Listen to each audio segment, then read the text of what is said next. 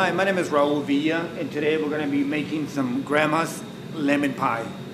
And one good thing about this lemon pie is actually you can make the little filling and you can actually put it in different pre-baked tarts that you can actually get at the store. So it's a very easy dessert to do, very nice, and it looks very elegant for all your family members to come over. And actually what we did a couple different ways of setting it up using the same filling, put it in a smaller little tart.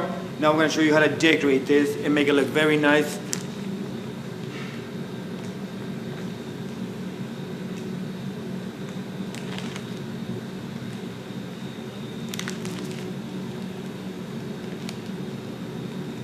On some of them, we're going to be putting some nice little strawberries.